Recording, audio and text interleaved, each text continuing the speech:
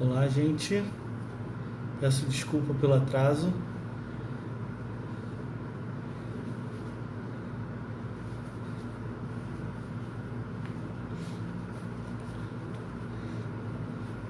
Sei que nem todos estavam esperando que eu entrasse agora. Felizmente, na verdade, estava formando minhas crianças do Jardim 2 e do 5º ano. E aí a formatura teve um pouquinho de atraso, porque alguns alunos chegaram atrasados. Enfim, coisas normais, né? Peço desculpa aí pelo horário. Quando o pessoal vai entrando, vai chamando gente aí que vocês conhecem para assistir a live junto com a gente. Hoje é um tema um tanto quanto polêmico, é verdade, né? Porque quem aí é da área de educação sabe o quanto a gente é bombardeado com esse assunto de construtivismo e tudo mais. Enfim, vamos entrando aí, esperar o pessoal entrar. Cadê? Enquanto isso eu vou abrindo aqui o meu guia.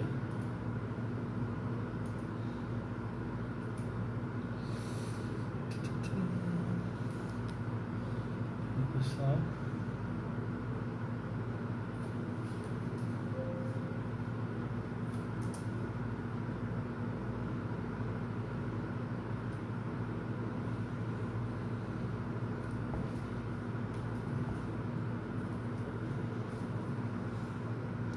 Olá, Pollen by Pollen, Flávia Nicolau, Vanessa, Juliana, Squid Moving.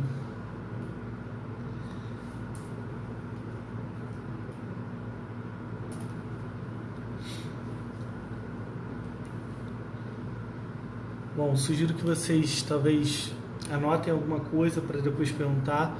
Eu vou tentar ser bem breve, porque pelo que eu entendi aqui, a live dura por volta de, no máximo, 50 minutos, algo assim. Então, eu vou tentar ser breve, apesar de ser um tema bem extenso.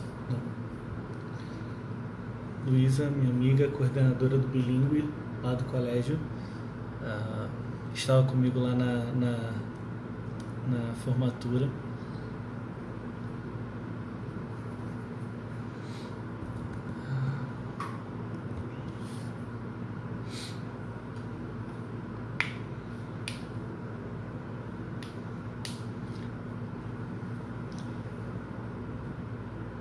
Vitória Leite, minha aluna, foi minha aluna, né? Agora já acabou de formar.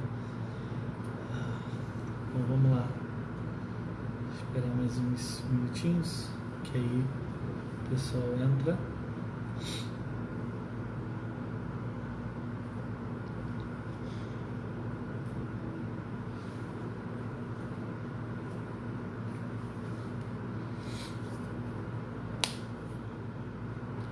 Como eu disse, convidem pessoas que eventualmente podem se interessar pelo assunto, tá? Para a gente poder ter um bom movimento. Essa é uma live que eu considero bastante importante. Cesures, grande nome da educação brasileira, coordenador também lá conosco no Frônesis.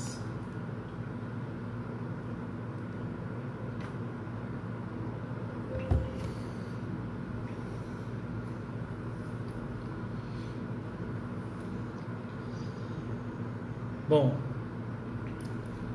vamos começando e aos poucos a gente vai norteando quem eventualmente chegar. Quando a gente fala de construtivismo, talvez a gente fale hoje do modelo educacional mais difundido entre professores, cursos de formação de professores, escolas. É quase que até um diferencial. Você fala, não, porque a nossa escola é construtivista ou socioconstrutivista, né? E aí tem nomes bonitos, né? Vygotsky, Piaget, enfim. Entretanto, há uma coisa importante a gente entender quando a gente fala sobre construtivismo. Construtivismo não é uma abordagem unicamente pedagógica, tá? Construtivismo é uma abordagem em conjunto, tanto da psicologia quanto da educação, passando por aspectos antropológicos, sociais, filosóficos, e então ela tende e tenta a entender o ser humano a partir de premissas filosóficas antropológicas próprias. E é interessante, por isso eu botei num dos stories que eu publiquei aqui mais cedo, eu falei assim, guarde essa frase, guarde esse termo, que é antropologia filosófica. O que é uma antropologia filosófica? Antropologia filosófica é quando a gente está falando efetivamente sobre uma leitura filosófica do homem, sobre como nossa filosofia, e aqui lê a filosofia, respostas de questões últimas da vida, respondem à existência humana e o seu funcionamento e a sua ação ao longo da sua vida, da sua existência, enfim. Então, essa antropologia filosófica do construtivismo ela é muito própria, porque ela bebe de uma antropologia filosófica que veio se formando em todo o final do século XIX. Basicamente, ali, quando a gente fala de 4 nomes importantes para essa formação do pensamento do século XX, tá? São Freud, Marx, Nietzsche e Darwin, tá? Todos esses 4 formam um pouco a mentalidade do século XX. Não é à toa que são essas ideologias que vão provocar as principais guerras mundiais, vão participar dos principais conflitos, né? Quando a gente fala, por exemplo, de Primeira Guerra Mundial, que vem de todo um histórico de darwinismo social, juntamente com uma noção nihilista que vai tomando conta de toda a Europa, né? Dentro desse processo de humanização, enfim, esses processos vão sendo construídos aos poucos, principalmente no Velho Mundo, trazido depois para o Novo Mundo, e que vai se espalhar em todo o globo terrestre.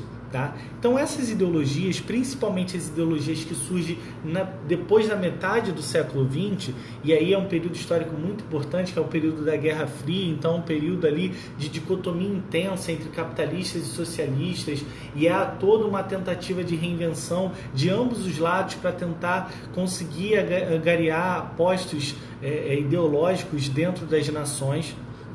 A esquerda também não fará diferente, ela tentará se recriar, principalmente quando a gente fala na década ali de 60 e 70, quando a gente tem o surgimento do que a gente chama de New Left nos Estados Unidos. Tá? Essa New Left, ou seja, essa nova esquerda, ela começa a surgir efetivamente como uma tentativa da esquerda de se reinventar e de conquistar espaços dentro das nações já consolidadas no bloco capitalista, nos blocos considerados de primeiro mundo. Então, efetivamente, quando a gente fala desse processo, a gente está falando de uma série de movimentos que vão começar a ser aproveitados pela esquerda para poder ganhar força. E aí a gente tem movimentos educacionais, nós temos os movimentos hippies, nós temos o movimento feminista, temos o movimento negro, nós temos movimentos que na época era o GLS, hoje é o famoso LGBT, né? Mas todos esses movimentos começaram a ser apropriados pela esquerda, apesar de muitos deles trazerem alguns tipos de requisições legítimas dentro dos seus pontos principais, mas começaram a ter dentro de si agendas específicas. E aí, se você quer saber sobre isso, veja o documentário The Agenda, né? A Agenda está lá no YouTube, legendado, até dublado. Se você não suportar legendado, veja este documentário, A Agenda, tá? Mas eu não estou aqui para falar sobre todos esses aspectos, sobre a agenda de marxismo cultural, pelo menos não nessa live. O que eu quero falar para vocês é sobre o construtivismo, essa abordagem multidisciplinar que surge na década de 70 e tem entre os seus expoentes principalmente figuras como Jean Piaget, Vallon, Vygotsky e outros tantos nomes que começam a surgir dentro desse processo. E o construtivismo ele não é único, ele não é um bloco engessado, ele é um bloco que se diversifica. Nós temos socioconstrutivismos, nós temos construtivismos que vão mais para a área cognitiva, nós temos construtivismos que tendem a dialogar até com o tradicionalismo, tá? Enfim, tem uma série de desmembramentos.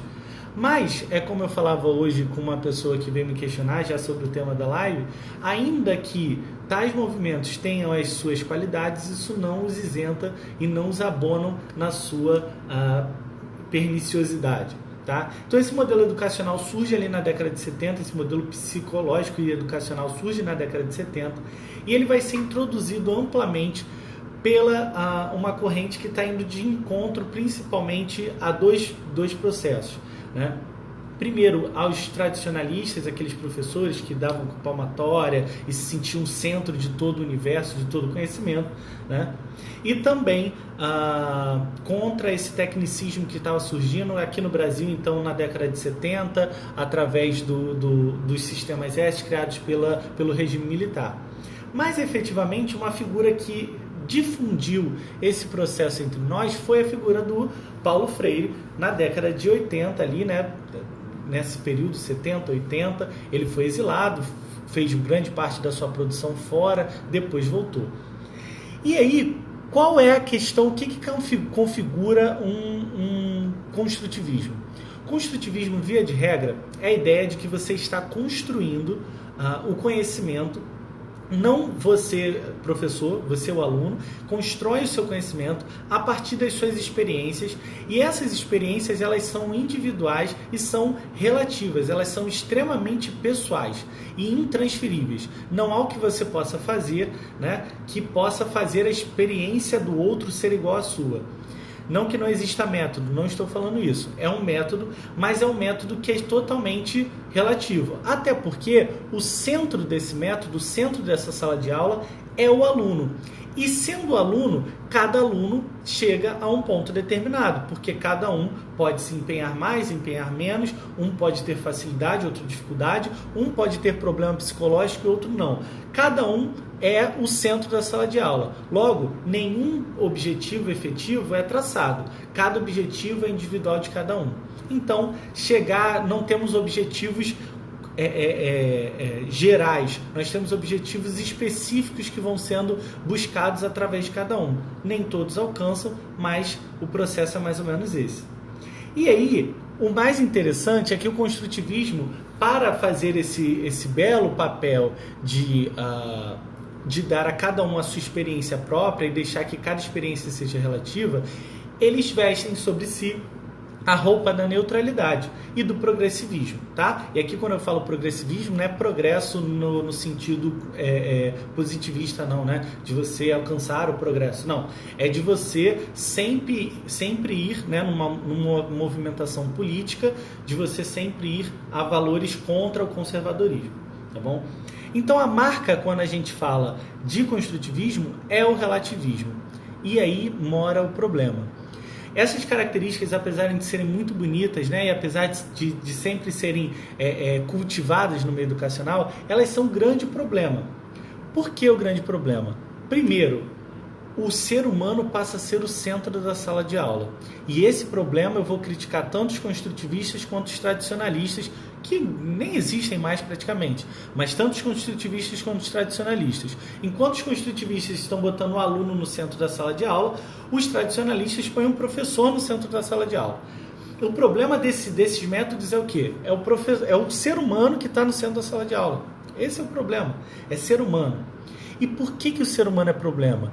Porque numa antropologia filosófica cristã, numa leitura filosófica cristã do homem, nós sabemos que o homem é pecador e, portanto, ele não pode ser centro de nada, porque senão o mal que habita nele também passa a ser centro. Como diria Santo Agostinho na sua obra, né? Se nós temos qualquer tipo de livre-arbítrio, esse livre-arbítrio é a nossa inclinação para o mal. Nós temos inclinação total para o mal, e isso dado a queda, né? A gente lembra que uma cosmovisão cristã, uma visão de mundo cristã, divide a história da humanidade em 3 aspectos específicos, né? Sendo bem básico. Criação, o momento em que Deus cria todas as coisas em perfeita harmonia com Ele e entre si, né? Depois, o homem resolve pecar contra Deus e há a queda. E depois dessa queda, o homem se separa de Deus e vive uma vida de rebeldia e rebelião contra Deus, e tem então o caminho de volta para Deus, que é estabelecido pelo próprio Deus na redenção, que é feita por Jesus Cristo. Algumas pessoas separam da redenção a consumação e outras põem ali dentro. Consumação seria quando Cristo viesse para buscar o seu povo.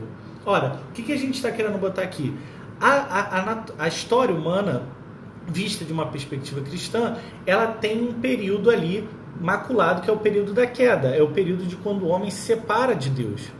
E aqui eu quero fazer um parênteses muito importante. Quando o homem peca contra Deus, é um processo muito interessante que acontece ali no Jardim do Éden. A serpente chega para a mulher e fala assim: não foi assim que Deus disse? Vocês não vão comer de nenhuma árvore que está no jardim? Aí a mulher fala: olha a serpente, ela está querendo fazer um processo de argumentação errada. Ela está falando: olha, de nenhuma árvore. A mulher: não. A gente pode comer de qualquer uma, menos da que está no centro, que é a árvore do conhecimento do bem e do mal.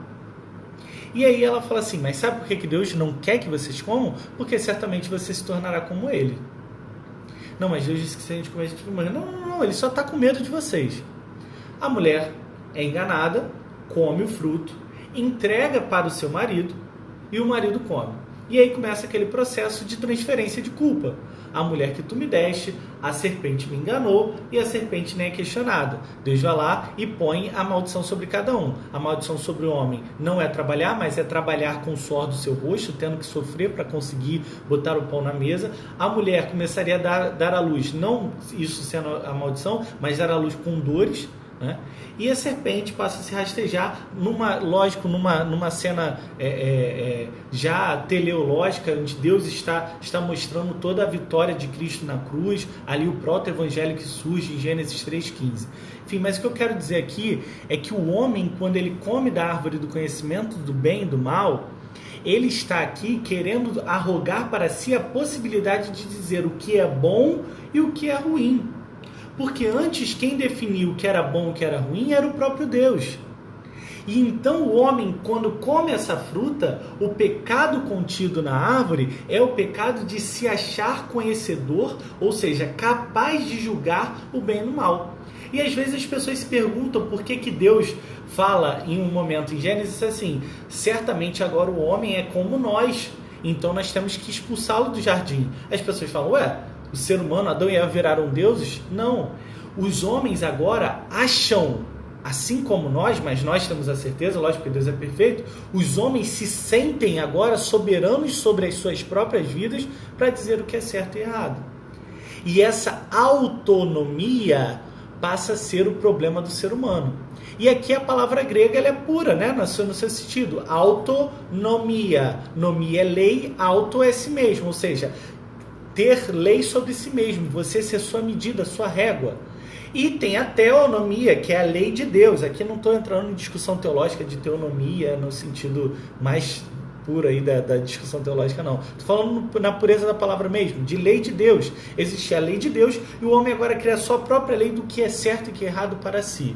Então, qualquer processo de busca de autonomia, ele é um processo pecaminoso de rebelião contra Deus. E autonomia aqui eu não estou falando propriamente para vocês sobre a criança cortar papel sozinho. Tudo bem que a gente chama isso de autonomia, mas a gente está falando de autonomia de quando o homem começa a relativizar tudo o que já tem de concreto, de bem e de mal, que são coisas estabelecidas pelo próprio Deus, para dizer o que é bom para mim, o que é belo para mim, o que é verdade para mim. Hoje a frase do momento é: tudo é relativo. O que é bom para mim pode não ser bom para você. O que é belo para mim pode não ser belo para você. Entretanto, a notícia do cristianismo é: existem sim padrões de bom, de belo e de verdade. Porque esses padrões vêm do próprio Deus. Inclusive, a verdade é o próprio Deus. Deu para entender isso até agora? Vocês conseguem compreender, então, que esse processo de autonomia, apesar de tão bonito, quando a gente fala, e quando Paulo Freire, quem já leu aqui a Pedagogia da Autonomia e Pedagogia do Oprimido também, começa a conseguir perceber, quando ele fala que o ser humano começa a construir para si as suas verdades, os seus propósitos, ele está, na verdade, incentivando a partir de uma filosofia errada o que é ser rebelde contra Deus. Tem disso, né? Parece meio louco isso, parece até conspirativo, mas não é. É uma tentativa, como eu disse para vocês, que vem desde o século XIX, de tentar destituir Deus de todos os aspectos da sociedade. Darwin vai tirar Deus da natureza, Nietzsche vai tirar... Freud vai tirar Deus do inconsciente, Marx vai tentar tirar Deus da sociedade, Nietzsche vai tentar matar Deus, e agora o construtivismo está tentando tirar Deus da educação. Ou pelo menos dizer que Deus não tem nada a ver com essa educação. Tá? E esse processo é do ser humano de si para si. O ser humano se basta porque ele passa a ser a sua própria régua. Ele se mede. Já que as minhas experiências constroem o meu conhecimento, a medida das coisas passa a ser eu mesmo. E é por isso que hoje os construtivistas têm total pavor de dizer que alguma coisa é certo ou errado. Eu já tive problema com uma mãe certa vez que ela chegou, ela veio falar assim, tem um problema no livro da minha filha. Qual o problema? Escreveram que está errado. E a gente falou, mãe, mas está errado. Né? Tá escrito aqui, porque ela deu a resposta errada. Mas isso não pode, porque ela está construindo o conhecimento dela, ela vai se sentir frustrada, ela não vai querer saber mais de nada. Você não pode botar que ela está errada. Mas, mãe, ela fez errado. E a gente, agora, mostrando para ela que estava errado, convenceu ela a buscar o que é certo. Não, mas isso é relativo. Não há relativização na gramática, mano. E aí ela tentou meio que, né, fazer algum tipo de situação ali, mas convencemos ela pelos argumentos da lógica de que existe certo e errado. Ainda que a filha dela possa ficar traumatizada, e talvez ela fique traumatizada porque alguém falou para ela que não existe o que seja certo e errado, mas as coisas existem, tá? Tão certo como esta garrafa é vermelha, é certo que outras coisas são verdades, e verdades que não mudam. Okay? Isso é muito importante a gente entender. E aí, a gente tem que entender que também, que se eu relativizo qualquer coisa, eu começo a relativizar esses padrões que eu disse que vem de Deus. Deu para entender como esse processo? E aqui, gente, sinceramente, eu falo como um professor cristão clássico. Eu não falo aqui como um professor neutro, porque neutralidade não existe. Já falei para vocês, isso é um mito. Todo professor é um missionário. Quando ele entra em sala de aula, ele vai propagar aquilo que ele acredita, os pressupostos que o habita. Seja ele cristão, seja ele umbandista, seja ele budista, seja ele espírita, seja ele ateu, seja ele humanista. Ninguém é neutro. É impossível ser neutro. Não espere que alguém ensine história, geografia, matemática para o seu filho de maneira neutra, porque ninguém é neutro. Ninguém tira as suas convicções e deixa de lado. Isso é impossível. Tá? Aquele mito russeliano, eu já falei isso na outra live, mito russeliano da tábula rasa, de não sei o que, é mentira.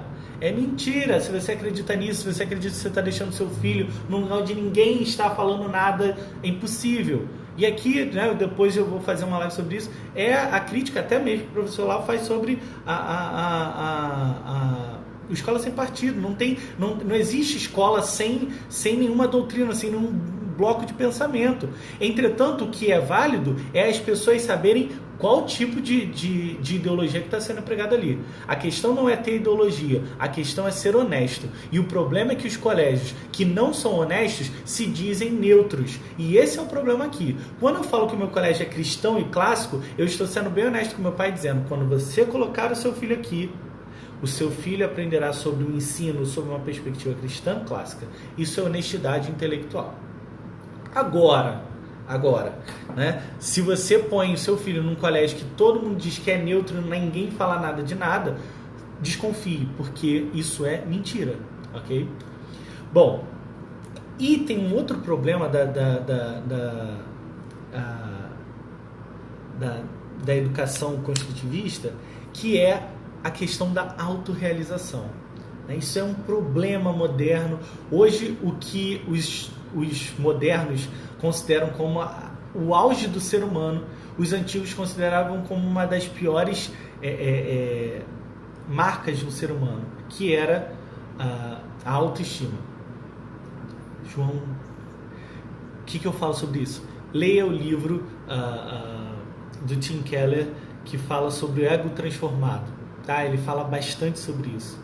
E a gente vive hoje numa sociedade que a autorrealização é tudo. Eu faço tudo para mim, sobre mim, para que eu seja exaltado. E a gente parece só buscar isso. E sabe qual é a prova disso? É quando você vê o seu filho reprovando numa escola e pega o seu filho e transfere outra para abonar a reprovação dele. Porque na outra escola eles vão abonar a reprovação do seu filho. Isso é errado. O seu filho não tem que se autorrealizar. Ele tem que viver com as consequências dos erros dele. Mas quando eu relativizo o que é erro, eu também falo para ele que não tem problema. E é por isso que a gente vive no problema que a gente vive, no problema moral que a gente vive. Eu vou postar esse livro depois, tá? O Ego Transformado, do Tim Keller. É um livrinho pequenininho, dá para ler numa viagem de trem, uma viagem de metrô, você mata esse livro. Ou talvez você leve mais tempo se você mergulhar mesmo na densidade do que ele falou, das edições Vida Nova, tá? Então eu vou fazer aqui um processo claro aqui para a gente poder entender da educação moderna. Então vamos lá, vamos entender o seguinte. A educação moderna construtivista, ela tem como centro o aluno, correto? Então, via de regra, a saber, é um processo pedagógico que é antropocentrista, que tem o homem como centro. Ora, se todo homem é pecador, quase um silogismo básico aristotélico aqui, se todo homem é pecador, e o salário do pecado é a morte, logo, a sala de aula que centra o seu processo no ser humano, no aluno, está centrando em um ser que é regido, ainda que transformado, ainda que regenerado por Cristo, que convive na luta com o seu pecado, ou seja, que convive com marcas do mal, e esse mal tem como salário a morte. Logo, uma pedagogia que centra a sua estrutura no homem está centrando a sua pedagogia na morte. O construtivismo passa a ser uma pedagogia da morte, uma vez que todo homem é pecador e traz consigo todas as marcas do seu pecado. Deu para entender isso? Vocês querem que eu repita essa equação? Essa construção silogística? Fala aí para eu poder ver se alguém quer anotar isso. A garrafa é modesta, né? A gente precisa beber água. É o seguinte, vamos lá. O processo pedagógico construtivista é antropocêntrico. Sendo antropocêntrico, ele põe o homem com as suas vontades, com os seus atos, né? E de uma maneira geral, constrói o homem a partir da sua própria autonomia, sendo ele a regra de si mesmo. Se ele é a regra de si mesmo e ele é o centro daquilo, e ele é pecador, e todas as suas noções que ele tira de si mesmo, sem Deus, são pecadoras, e o salário do pecado é a morte, essa é uma pedagogia que conduz à morte. E por isso aquela frase provocante que eu botei lá no post da live, né? Que era uma pedagogia da morte. O construtivismo é uma pedagogia da morte, não que ela vai dar um tiro na cara de um aluno, mas porque ela conduz o homem a acreditar que ele pode viver sem Deus. Quando eu crio um modelo pedagógico que relativiza as coisas e incentiva o homem a ser autônomo de Deus, ou seja, a ser a medida de si mesmo, ele passa, então, a acreditar que ele se basta e ele se concede vida. Logo, ele está morrendo. Simples assim. Esse é o problema do construtivismo. Então, a gente precisa entender nessa miríade toda aí, é que se nós não criarmos uma educação que esteja centrada em Deus, nós estamos necessariamente conduzindo os nossos alunos para um caminho oposto, para o caminho sem Deus, que é um caminho de morte igual ao de Adão e Eva. Não morte física necessariamente, né? Tem a morte física também, porque nosso corpo é corrompido e nós morremos. Mas é a morte espiritual. É uma sociedade sem Deus, morta sem Deus, que é a nossa sociedade hoje. Uma sociedade que vive extremamente autônoma de Deus, que vive extremamente longe de Deus. Consegue compreender isso? O quanto isso é danoso? Porque a gente perde as referências, porque a gente perde o que nos guia como seres humanos. Entende a preocupação disso? Então, quando eu falo autonomia aqui, eu estou falando do ser humano que busca viver sobre a sua lei, sobre os seus aspectos, sobre o que ele acredita ser bom ou não. Quando eu dou aula, começo dando aula de História da Arte, né? Na verdade eu dou essa aula em inglês para os meus alunos, mas quando a gente chega na construção do que é belo, né? Do que é beleza e por que a beleza importa, e aí também fica aqui um parênteses Porque a Beleza Importa, de Roger Scruton, tá? Esse documentário está na íntegra dublado no YouTube, ok? Então você vai lá, Porque a Beleza Importa, do Roger Scruton. Se você botar Porque a Beleza Importa, você vai encontrar, ou Why Beauty Matters também, não tem problema, se você preferir inglês. Só em inglês, né? E aí a gente discute sobre o que é belo, sobre o que é bom, sobre o que é verdade. E eles sempre começam, geralmente, falando assim, não, professor, o que é verdade é relativo. E eu falo assim, e eles, o que é bom também é relativo. Eu posso gostar de uma coisa e meu amigo não gostar de outra. Eu falei, ótimo. Então vamos pensar num ato muito importante, que é o sexo. Eu sempre falo para eles, eu como cristão, apesar de não ser casado, sei que o sexo é bom. Sei que é bom porque Deus o criou e constituiu como consumação do casamento. E o casamento é uma representação da salvação. O sexo, dentro do seu prazer, traz também uma representação do gozo da salvação em Cristo. Okay? Os mistérios do casamento são relativos, né, ao mistério da salvação de uma maneira completa. Agora, o sexo é bom. Todos concordam? Eles tendem a concordar mesmo se quem tem ou não tenha uma vida sexual ativa. E eu falo para eles o seguinte, se o sexo é bom e o que é bom é relativo, o que pode ser bom para mim pode não ser bom para você, correto? Ok. Então vamos lá. Imagine um homem de 33 anos de idade que se apaixona por uma menina de 7. E ele faz sexo com essa menina de 7. Eles ficam revoltados quando eu falo isso. Eu falo assim, mas por que vocês estão revoltados? Isso é bom para ele. Ele sente prazer. Ele se sente bem. E ele acredita que aquele sentimento é verdadeiro. Por que não pode? Ah, professor, porque não pode? Eu falei, mas aí a gente tem que lembrar lá do Castelo Rá-Tim-Bum, professor Tiburcio, porque não é resposta. A gente não pode acreditar que o bom, o belo e a verdade sejam relativos, uma vez de que quando eu relativizo isso, eu estou incorrendo numa espiral decadente moral da sociedade. Porque para o bandido é benéfico e é bom roubar. Porque aquilo dali lhe concede poder econômico, muitas vezes até poder social e até político, que ele não teria se ele fosse um cidadão comum. Tá? E política aqui eu não estou falando só de establishment, não, eu estou falando de estrutura de poder, de transferência de poder que ele estabelece muitas vezes como um traficante no morro.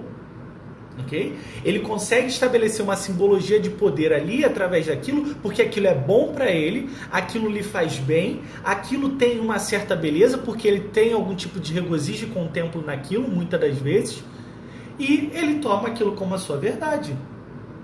Relativizar essas coisas é abrir mão para essas possibilidades. Então, saibam, verdade, beleza e bondade estão estampadas no caráter de Deus. E é dele que nós tiramos essa referência. Correto? Então, isso que a gente precisa entender. Esse processo de autonomia, ele é problemático, ele é falacioso, ele é falso, tá? Ele é engodo para as nossas almas. Ele é tudo o que a nossa natureza pecaminosa e o inimigo das nossas almas precisa para nos separar de Deus. Agora, João, você falou que a pedagogia que cria uma relativização é uma pedagogia da morte, para a morte, que prepara-nos para a morte. Ora, se há pedagogia da morte, haverá de ter, né, ou deverá ter, né, uma pedagogia para a vida.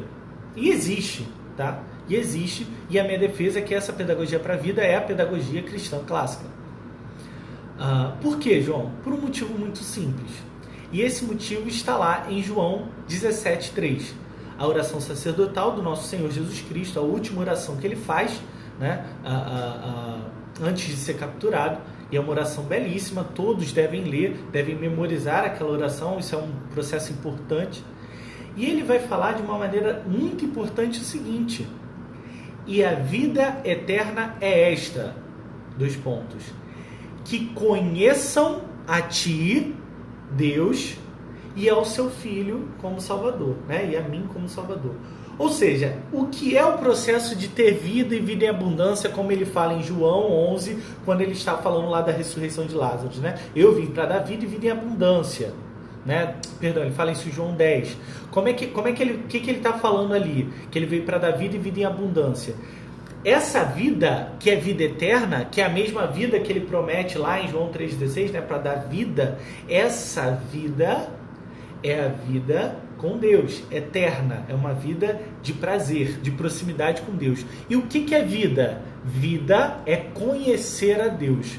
Logo, uma educação que tende a nos conduzir para a vida é uma educação que centra em Deus, na lei de Deus, não na autonomia, mas na teonomia, ok? Na lei de Deus. E a lei de Deus, a gente sabe que de uma maneira geral, né, é toda a palavra de Deus inspirada que nós temos. Isso está lá em Efésios 6:1-4, que é quando aparece o termo paideia de Deus, né? Ou seja, pais instruam, ensinem os seus filhos no temor do Senhor. Essa é a ordem de educação dada na palavra de Deus. Além, né, de Deuteronômio 6:4, que a gente tem lá, eduque o seu filho, né, seja quando ele estiver andando no caminho, quando ele estiver assentado, né, ame o teu Deus de todo o teu coração, de toda a tua alma, de todo o teu entendimento.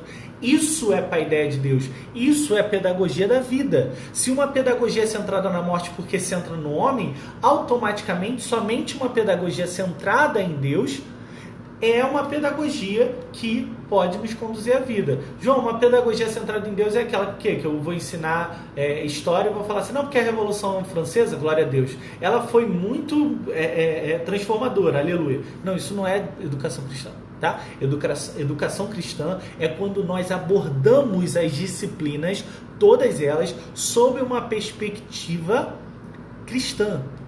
Ou seja, eu falo de história sobre uma perspectiva cristã, eu falo de química sobre uma perspectiva cristã, lembrando que existe um Criador. Tá? Isso é muito importante. E, João, como é que é esse processo, então, de centralidade de Deus na educação? É o seguinte, pensa comigo. Essa é uma lógica construída pelo Dr. Douglas Wilson.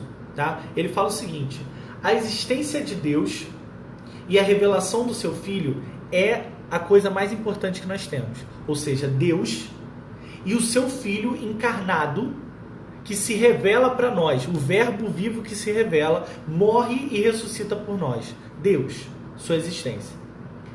A partir dessa revelação, nós temos o que nós chamamos de escritura, que é o que ocupa um papel central na revelação de Deus. É a revelação pura de Deus. É Deus se revelando através dos seus autores.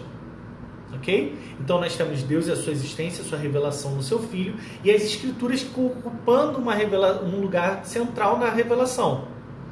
Logo, o que vai nos conduzir num papel central da educação são as Escrituras. As Escrituras passam a ser, então, o centro, né, o fulcro da educação cristã clássica. Por quê? Porque se Deus, na sua essência, se revela lá e por lá podemos conhecê-lo, é nesse local que nós vamos buscar conhecer a Deus.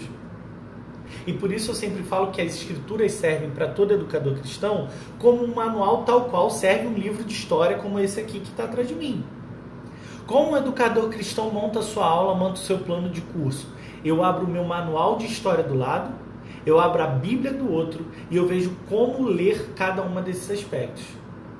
Eu não estou falando que para isso a gente não tem que usar nossa metodologia, eu não estou falando que para isso nós não temos que usar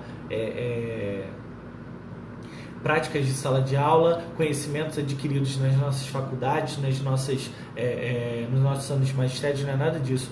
Mas a Bíblia, como regra para a nossa vida, tem ali os aspectos de como nós devemos conduzir cada uma das coisas. Até porque as disciplinas falam sobre as coisas criadas. Cada uma das disciplinas estão falando sobre aspectos da criação diferente.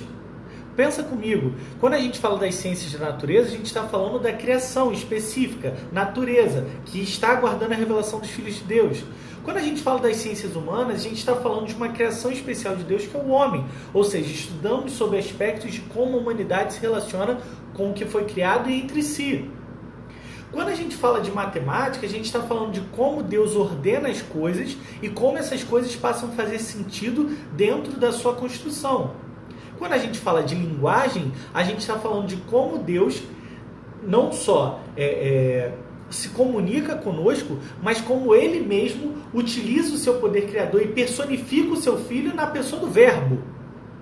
Deu para entender, então, que quando a gente está falando de matérias, a gente está falando de partes de um todo, de um universo? Porque se tudo não apontar, não convergir num ponto, não é universo, é multiverso. E se é multiverso, é impossível de você conseguir mapear. É universo, está tudo convergindo ali. E aí, aquela citação que eu li na live passada, tudo tem que convergir em Deus, como os raios de sol faz nossos olhos convergirem no sol. Ok? A gente precisa entender que Deus, de alguma forma, põe as coisas organizadas e nós separamos por uma questão meramente didática. Ok? Então, quando a gente estuda as matérias, nós estamos nos propondo a estudar, sob perspectivas diferentes, a criação de Deus e, portanto, conhecendo o próprio Deus, porque é impossível estudar a criação sem nós estudarmos o Criador. É simples. Ok? Então, é importante a gente entender isso. A gente entender de como a educação ela tem que ser centrada em Deus. Tá? E aqui tem uma frase importante que eu gostaria de compartilhar com vocês. Nós fomos chamados por Cristo para sermos distintos desse sistema de mundo nefasto que jaz no maligno. Deus precisa ser reconhecido em nossas salas de aula. Onde Deus não é reconhecido, a busca pelo conhecimento é somente uma coisa após a outra, um exercício último de finalidade. E é interessante que Sartre, que é o cara do existencialismo, né? Nada é nada, tudo é só aqui agora, nada faz sentido, nada tem um depois. E ele vai falar o seguinte: se nós não temos um ponto fixo, eterno, todas as outras coisas passam a ser fúteis, passam a não ter sentido nenhum. Se nós não temos um ponto fixo, nós não temos referência de nada. Ok? Isso é muito importante. Então, estudar o Criador, estudar a criação é um exercício que nós temos que fazer dentro da nossa sala de aula. E por isso, mais uma vez, eu vou falar que todo professor ele é um missionário. Porque quando ele fala do mundo sem falar do Criador, e na verdade ele nem fala sobre criação, ele está fazendo um exercício próprio de dizer: Deus não criou o mundo. É simples. Você consegue entender isso quando eu falo para você que tudo foi por acaso. Por um acaso, Pedro Álvares Cabral parou no Brasil. Né? Que não é o caso também, a gente sabe que Portugal já conhecia as terras daqui, tá? Mas isso é um outro momento. Mas ainda assim, né? Nós temos a questão das ventanias. Ou vamos botar o seguinte, né? Vasco da Gama conseguiu passar, né? Bartolomeu Dias, na verdade, conseguiu passar o Cabo das Tormentas por um acaso, por uma sorte. Quando eu estou falando isso para o meu aluno, eu estou falando o seguinte: isso foi porque o ser humano, o acaso moveu a história e não é o acaso, é Deus. Deus é soberano na história porque aprove a Ele, nos tempos específicos, que as coisas se revelassem, se mostrassem, que reinos se destronassem e outros reinos se levantassem, coisas se ressignificassem no momento necessário. Desfocou? Foi. Deu para entender isso? Então, quando o seu professor, ainda que ele seja o isentão da parada, ele está educando de maneira missionária. Ok? Isso é muito, muito, muito importante. Tá? Eu queria ouvir agora algumas perguntas. Tá? Eu acho que eu já falei para caramba. Deixa eu ver que horas são. Queria ouvir perguntas de vocês. Uma educação centrada em Deus é essencial, mas a chance do educador ser expulso da escola é grande. Sem dúvida, né? As escolas, muitas escolas são proibidas, né? Mas elas admitem outros tantos missionários, isso é uma verdade, tá? Eles acham que é super legal. Você pode mostrar a sua doutrina, você pode mostrar o que você acredita, mas se falar de Cristo, poxa, não. E aí eu acho que aquele filme Deus Não Está Morto 2, ele é excelente, né? Porque ele mostra exatamente isso. Eu acho que aquele filme, assim, foi fortalecedor para o meu ministério, né, de educação cristã. Mas eu queria ouvir mais de vocês.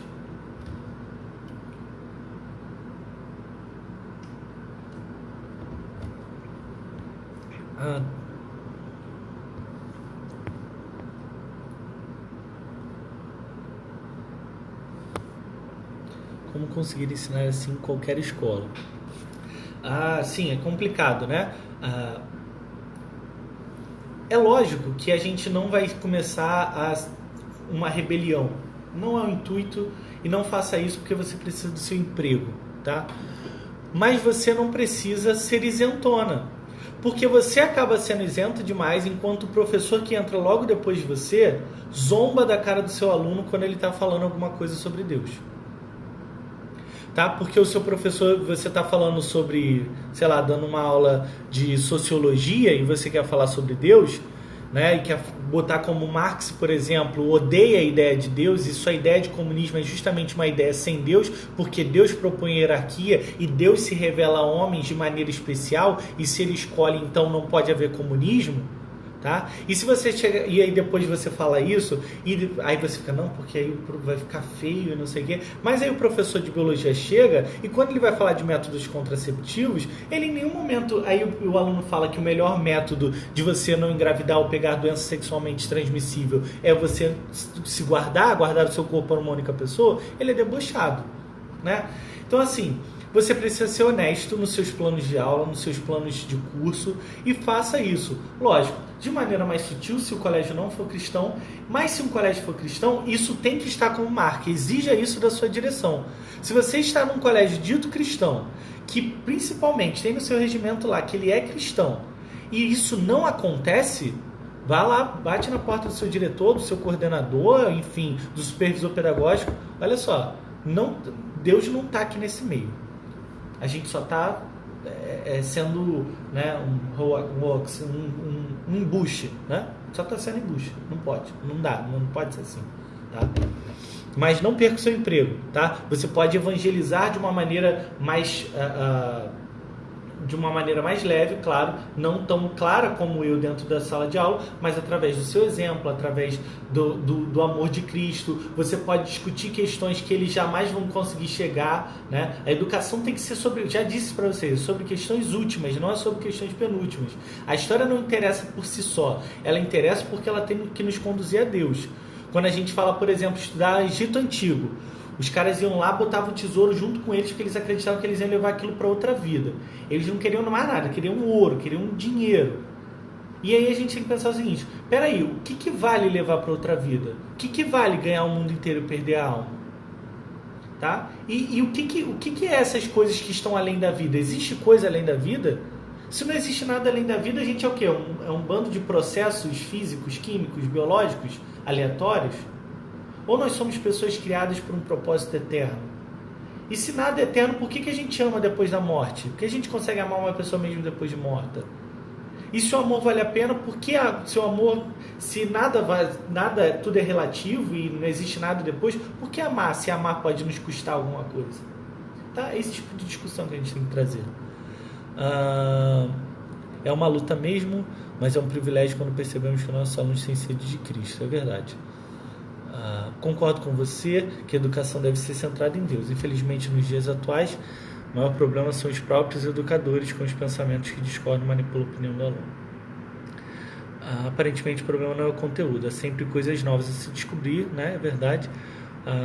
Ensinar isso sendo algo pragmático, pelo que expôs, é no linguajar e na postura. Sim, é no linguajar e na postura, mas também é na cosmovisão. É como e o que você ensina. Tá? Você não vai deixar de ensinar nada, ou por exemplo, eu sou um professor de biologia e não falo sobre evolucionismo. Claro que não, você vai falar, né? Ainda que aquilo possa ser contra a sua fé, tá? Você vai falar porque quem ensina a verdade não tem medo da mentira, porque a verdade ela é óbvia por si só, tá? É possível extrair algo positivo do construtivismo? Nós temos, sim, o Emília Ferreira, por exemplo, sem dúvida. nada que a gente possa fazer é para a gente jogar a água da banheira fora, junto com o bebê tudo fora. É claro que os homens conseguem pensar em coisas boas. É claro que, por exemplo, o construtivismo, como quando questiona, por exemplo, que o professor não possa ser o centro de sala de aula, ele está corretíssimo. E quando ele fala, por exemplo, que o aluno deve ser levado na sua individualidade, ele está ainda mais correto. Entretanto, eles não estão inventando a roda, eles estão buscando conceitos que tinham sido abandonados anteriormente. Mas ainda assim a gente acredita que o homem tem em si a imagem de Deus, ainda que ela é maculada pelo pecado, ele tem essa capacidade de construir coisas boas. Então, eu não estou querendo criar aqui um novo index librorum prohibitorum, não é isso que eu estou fazendo. O que eu estou fazendo aqui é mostrar que nós devemos leia Paulo Freire, leia Jean Piaget, Vygotsky, Vallon e todos esses caras, né, Emília Ferreira, Montessori, Maria Montessori, todos esses caras, leiam esses caras, mas leiam sobre uma visão cristã, ok? Uma visão cristã, isso é importante. Nós, como cristãos, lemos o mundo como cristão. Não vos amoldeis a este mundo, né? Não vos conformeis, mas transformai-vos pela renovação da vossa mente. Né? O problema está no mundo, é verdade, mas nós não temos que tentar resolver o sistema. Nós temos que ler o sistema e dar a resposta cristã e bíblica para isso. O problema, pelo que vejo, não são os aspectos técnicos, mas a estrutura é viciada. Não é verdade, sim, sem dúvida. Eu usei o livro Moby Dick para introduzir o estudo da palavra dos meus alunos. Não criei problema na escola. Ótimo. A gente pode fazer isso de uma maneira pelos cantos, né, pelas beiradas. É estratégia mesmo, estratégia de evangelismo. Você é um missionário dentro do seu trabalho. Tá? Então faça isso. Não tenha medo do que as pessoas falam. Tá? Faça o que você foi chamado para fazer. Se você se sente vocacionado a educar, eduque e faça isso de maneira cristã. Como você consegue passar conhecimento com tanta calma, serenidade e amor para as pessoas que pensam muito diferente de você? Com serenidade, calma e amor. Né? Pedro vai nos ensinar lá na sua carta o seguinte: dê sempre a razão da vossa esperança com mansidão e amor. Tá? Isso é você ensinar, você falar ao outro com mansidão e amor. Se a pessoa discorda, mostre o que nela está errado. Mostre onde o raciocínio lógico dela está errado. Para isso a gente precisa estudar. Mas mostre isso. Se a pessoa se exaltar, não se exalte. Nem que você tenha que virar suas costas e ir embora. Mas mostre para ela que ela não está fazendo sentido no que ela está falando. Porque geralmente essas coisas têm problemas argumentativos muito fortes. Essas pessoas têm dificuldade de criar sistemas lógicos. Não é à toa que a filosofia cristã dura 2000 anos e a filosofia deles tem menos de 100. Então não se preocupe, a sua faz muito mais sentido do que a deles. Muito mais do que a deles, tá? Muito mais. Só me lembro de Colossenses 2, 2, 3. É verdade, Cesures, é uma ótima passagem, tá? Se você puder compartilhar com o pessoal aqui do comentário, eu não vou saber citá-la de cabeça, eu não sei se aqui eu tenho separado ela. Eu acho que eu tenho. Colossenses 2, 3. Não, aqui nesse slide não tenho separado não. Mas se você puder botar aí. Bom, gente, mais alguma pergunta?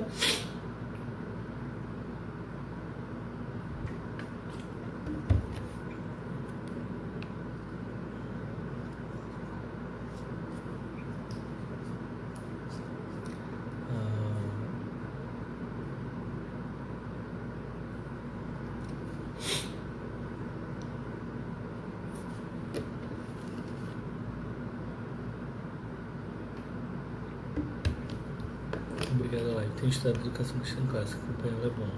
Que bom, Tal. Espero poder abençoá-los com um pouco do que eu tenho aprendido, do que eu tenho estudado e praticado mesmo dentro de sala de aula, com a administração escolar. Todo mundo conseguiu entender o que é construtivismo, porque eu acho que construtivismo é uma pedagogia de morte.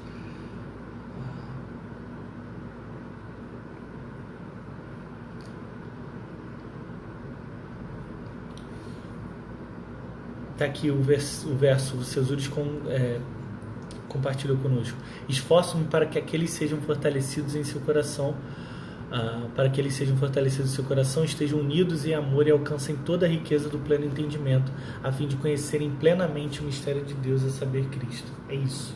Isso é sala de aula. Isso é educação cristã clássica. É isso. Neles estão escondidos todos os tesouros da sabedoria e do conhecimento. É isso aí, entendeu? Isso é efetivamente educação cristã e clássica.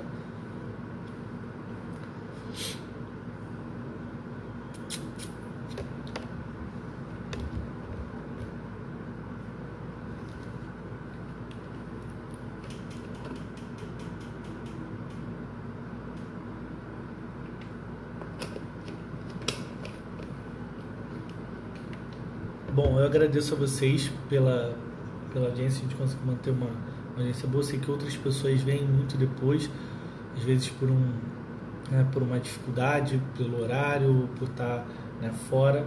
Enfim, eu vou tentar salvar essa live. A outra eu não consegui salvar, bem tiozão da tecnologia mesmo, mas eu não consegui salvar. Eu vou salvar. Eu vi que quando encerra eu tenho que salvar automaticamente. Pensei que podia salvar depois, enfim. Mas agora eu aprendi a lição. Vai estar salva. Eu vou ver como vai ser a melhor forma de postá-la.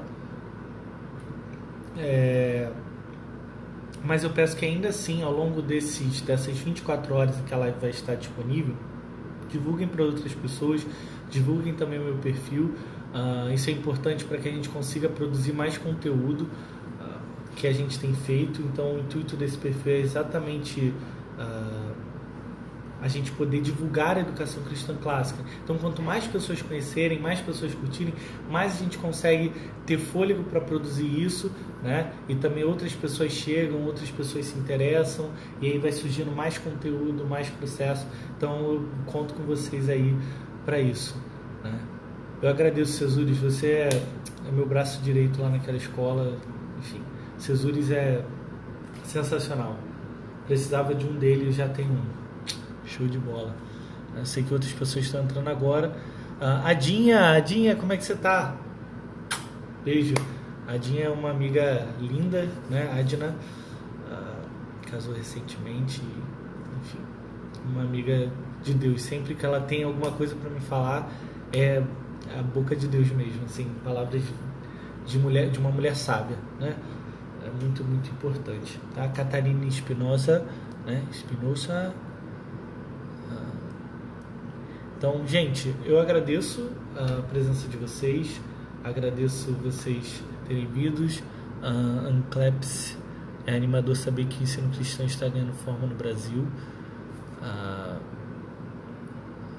Saulo P. Barbosa, Suco de Nuvem, outras pessoas também que estão participando, que estão curtindo, eu estou vendo aqui. Desculpa se eu não citar todos. Mas, gente, muito obrigado. Espero que Deus abençoe. Eu, a partir de semana que vem, eu vou viajar. Eu não vou estar no Brasil, mas eu vou tentar fazer ainda assim a live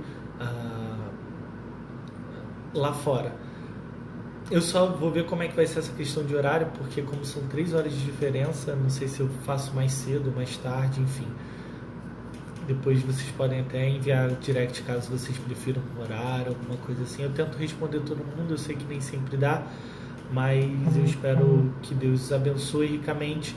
Um Feliz Natal, que Cristo seja a luz da família e da vida de vocês.